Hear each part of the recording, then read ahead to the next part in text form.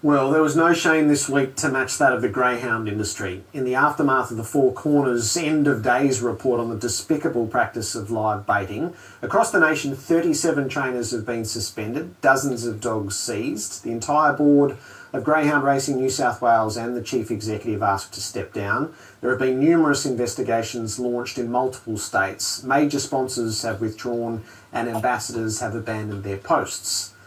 But rather incredibly, the racing has gone on, unabated.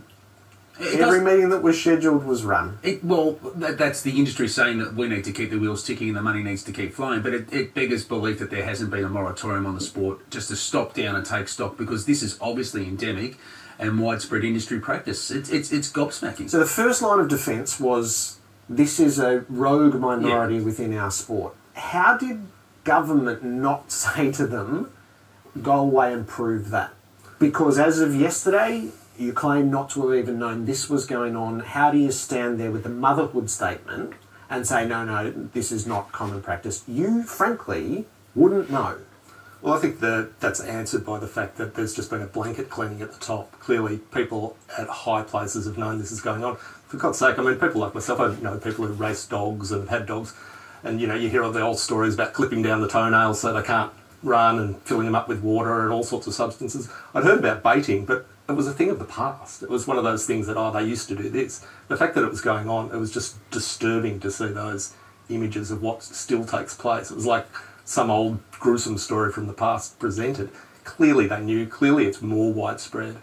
I think one of the most interesting images were if you put the denials of the people who were later proved to be baiting on the Four Corners piece against the denials of the people at tracks later in the week. Wasn't a lot of difference. It's pretty easy to look down a camera and lie. So many questions now over the industry, Jared. I mean, where do they head to from here? I mean, personally, I couldn't bring myself to watch that program. It's absolutely barbaric, and how anyone can think that's decent human practice is completely beyond me. But if the dogs are still racing at the moment, where to from here? Oh, I think that's... Andrew Wilkie, the federal MP, was right when he said the sport should have been stopped for a period of time, a short period of time. They should have been given 7 days, in my opinion. No racing for 7 days. You come back and prove that the sport is not endemic with this and that every dog racing hasn't partaken. And once you can prove that to us, like you're saying, then you return to racing. So that's 1 week out of an industry that says about a $280 million industry. That's a hit, but it's a hit that, frankly, they deserve. I think the fact that they continue racing might answer the question about why it's going on. The amounts of money surprisingly have just risen.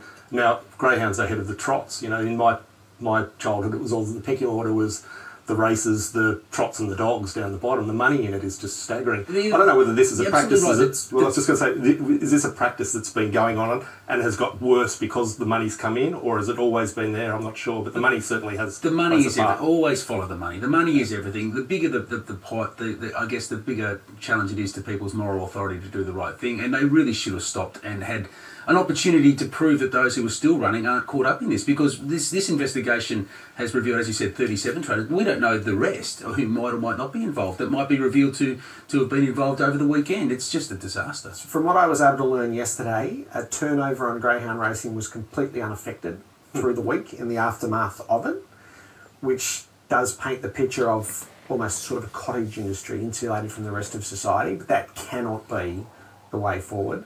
The staggering turnaround from Greyhound Racing Victoria was they'd initially banned dogs from the affected stables from racing for the time being, and then under threat of a Supreme Court challenge, which frankly they should have met, from owners, they asked the owners to sign statutory declarations that they had no knowledge that their dog had live baited, which was absurd. And then in the Group 1 race last night, which was at the Meadows, the Temley, one of those dogs ran second, so it's a purse of $30,000. And you sit there and go, so the trainer affected has been stood down. He was able to transfer all of his dogs into his wife's name, so the environment is absolutely unchanged.